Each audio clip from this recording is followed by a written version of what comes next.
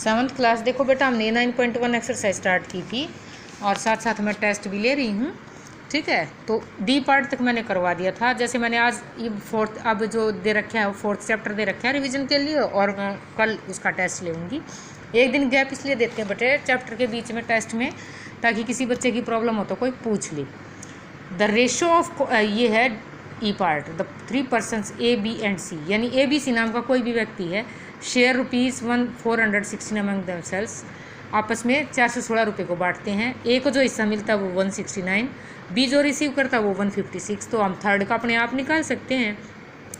अब हमारे पास मान लो 12 रुपये थे, एक हमने आपस में बांट लिए, मैंने 6 ले लिए, आपने 4 ले लिए। जो थर्ड पर्सन कोई भी है जो व्यक्ति है तो उसके लिए कितने बच गए? 2 रुपये बच गए। तो इसी प्रकार से हम क्या करेंगे, हम सी का हिस्सा निकाल सकते हैं इस प्रकार से। देखो इस तरह होगा, टोटल मनी इतना था, ए का जो हिस्सा हुआ वो इतना, बी का ने रिसीव किया वो इतना, तो सी कितना रिसीव करेगा? 416 माइनस ब्रैकेट्स लगाएंगे 169 प्लस 156, इन दोनों को ऐड किया, ब्रैकेट खोल दी 325, और अब हम इसमें 416 में से माइनस किया 91। Ratio of their shares is equal to A B C करके हमने रेशो लिखा, ए के नीचे ए का शेयर, बी के नीचे बी का शेयर और सी के नीचे सी का शेयर, और कट कर दिया। 13 की टेबल में आते हैं, 13 की टेबल से कट करके निकाल दिया हमने, इसको शॉर्ट कर दिया कट करके, तो 13:12:7 आ गया। अब अगला देखिए, the ratio of copper and zinc in an alloy is 3:4। If the total weight of the alloy is 30 kg, find the wait of zinc in the alloy. The ratio of copper and zinc, देखो total weight तो alloy का कितना है? 30.8 kg। Ratio क्या है zinc, copper and zinc का in an alloy is equal to 3:4। तो सम of ratio निकालेंगे बेटा, 3 + 7 4 इज इक्वल टू 7। अब weight of zinc in the alloy, total जो रेशो जो होगा वो ऊपर रखेंगे, सम ऑफ रेशो नीचे, और मल्टीप्लाइड जो टोटल क्वांटिटी होगी वो कर दिया हमने, इसको कैंसिल किया 13.8 को 7 से, और 7 1 जा ये आ गया, हमने मल्टीप्लाई किया इनको 17.6 kg, ये आंसर है आपका। अगर हम इसी में कॉपर का निकालना होता ना तो 3/7 करती। यहाँ है the age of a father and son presently यानी प्रेजेंट में है 50 and 20 ईयर्स के हैं वो। फाइंड द रेशो, 4 पार्ट हैं इसके। देखो, the father was 35 years old. बेटा जब फादर आज 50 के हैं तो 15 साल पहले 35 के हुए, इसलिए बेटे की भी हम 15 साल पहले की एज निकाल लेंगे तो 5 साल आ जाएगी।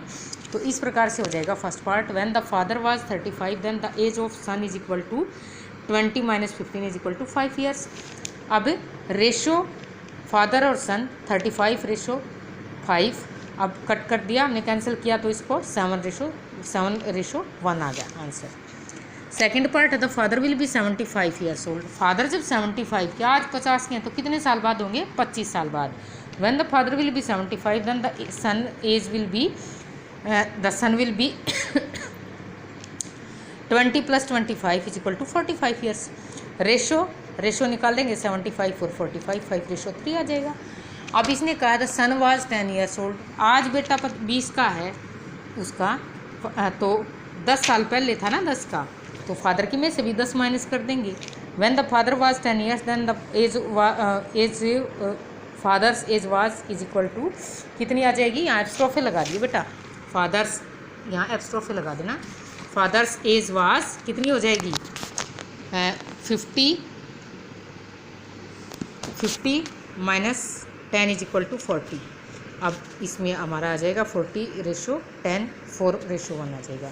अब लास्ट पार्ट है the son will be 40 years old. Son 20 साल का, आज 20 साल का है तो 20 साल बाद 40 का होगा ना, तो फादर की में भी 20 ऐड कर देंगे, 70:40 आ जाएगा, और ये आ जाएगा 7:4 आंसर।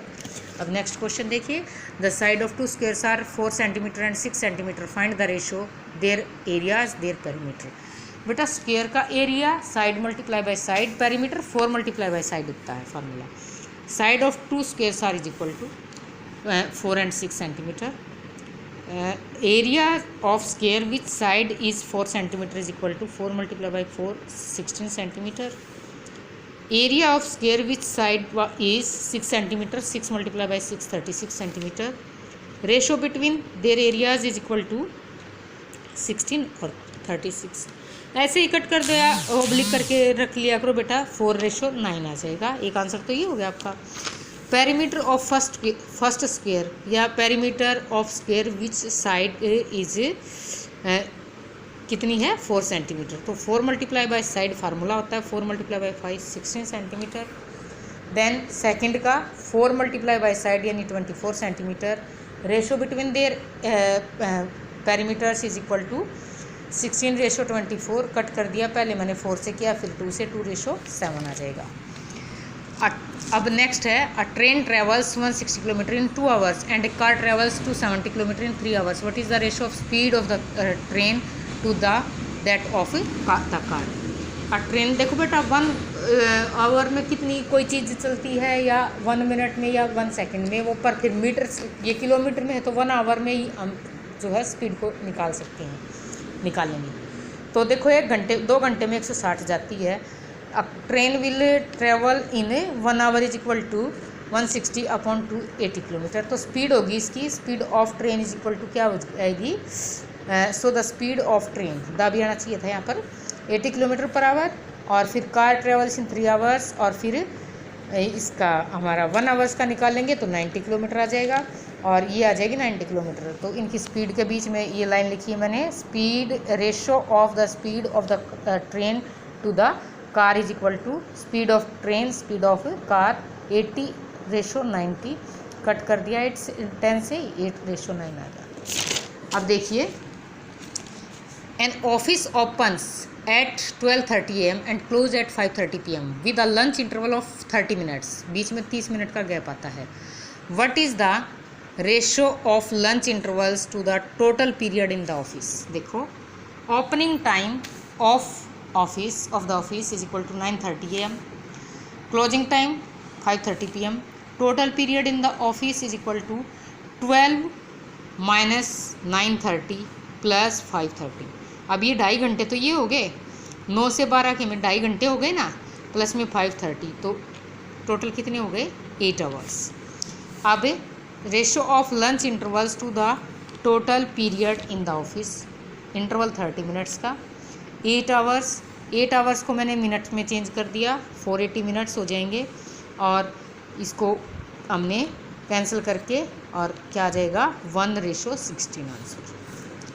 अब Rekha earns rupees, last part बेटा ये, earns rupees 1,60,000 and paid rupees 12,000 as income tax. Find the ratio of her income tax to income, her income to income tax. दोनों एक दूसरे से उल्टा ही है बेटा, कोई दिक्कत नहीं है। Total earning of Rekha is equal to ये, total income tax paid by Rekha is equal to ये 12,000, ये 160,000 है, 1,60,000। Ratio of her income tax to the income, पहले क्या रखेंगे इनकम टैक्स, फिर टोटल इनकम।